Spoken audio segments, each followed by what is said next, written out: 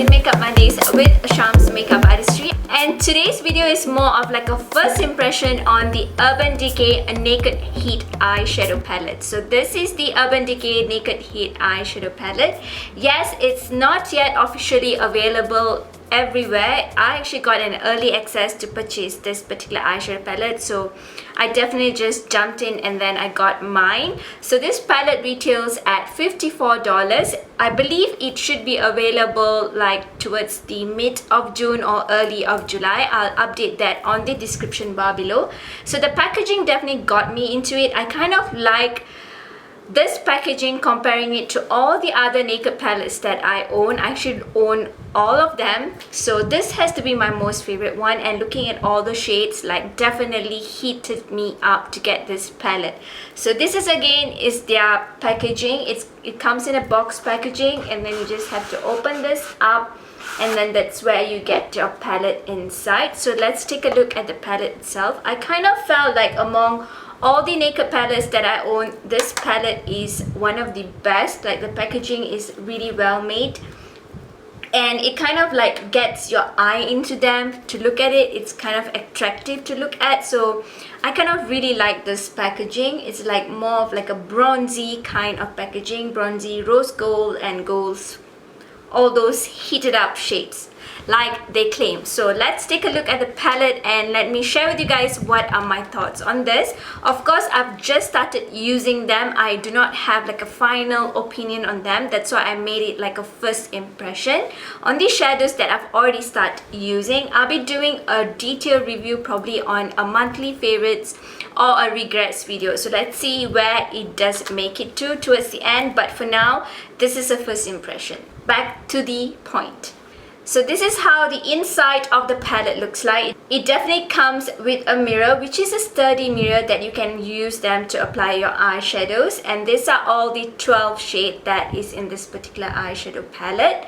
It does come with their dual end brushes. The Urban Decay dual end brushes are totally fine. They are not cheaply made. They are pretty well made. And this one looks very similar to any other brushes that I own from Urban Decay, so I believe that it should be an equivalent quality to that.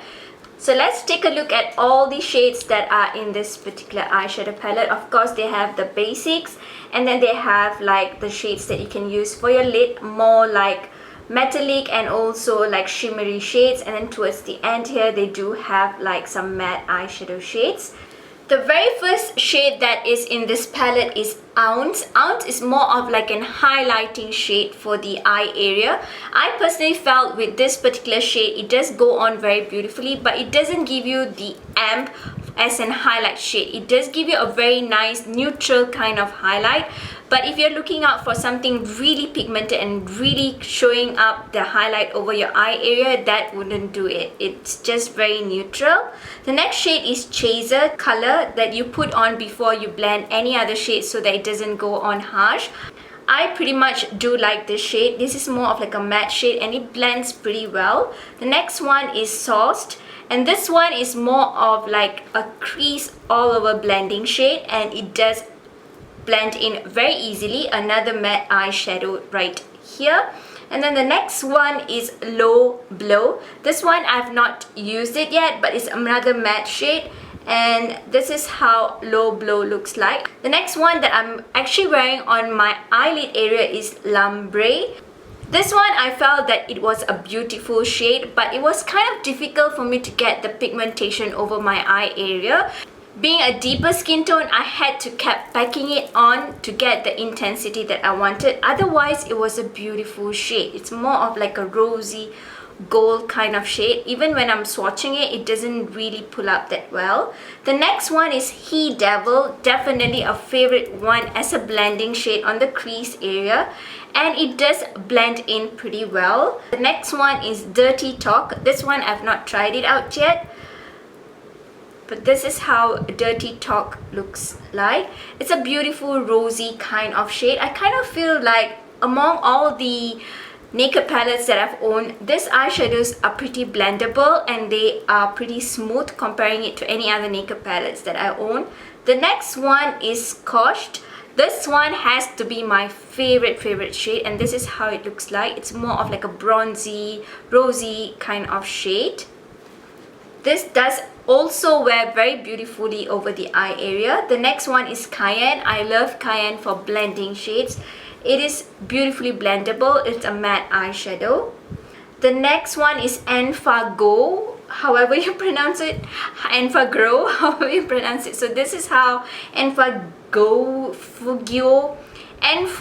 looks like, however you pronounce that. The next one is Ashes. It's another matte eyeshadow shade. So they're pretty pigmented when I'm actually swatching it. Of course, with brushes, they're not going to swatch this well. But on the eye area, I believe they all would wear pretty well. With trying out some of them, I kind of like feel that they do blend in very easily. And the last one is Ember, not Amber, Ember, and this is a beautiful deep bronze shade, a beautiful one, like coppery bronze shade.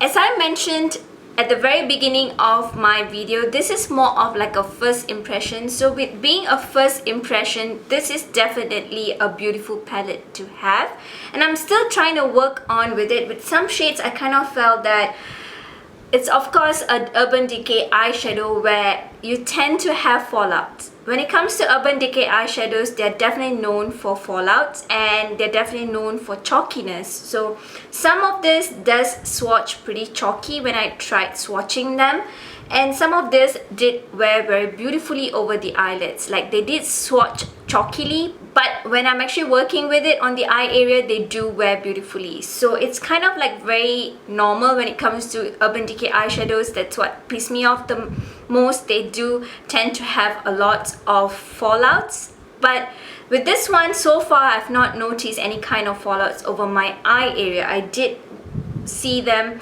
having fallouts on the palettes because they're really soft comparing it to any other naked eyeshadow palettes that I own by Urban Decay. So my thoughts on the Naked Heat eyeshadow palette by Urban Decay would be, this is a beautiful palette to have, but I would not say that it's like must have, because these colors are definitely dupeable. A lot of brands are coming out with similar shades. You definitely can get your dupes out there. But if you happen to be a collector of the Urban Decay Naked eyeshadows, you will definitely want to collect this one as well. I hope that my first impression did help you guys to decide to pick this eyeshadow palette or not. Till my very next one, stay beautiful both inside and out. Give me a thumbs up, share all the love and support, and subscribe to my channel. Goodbye.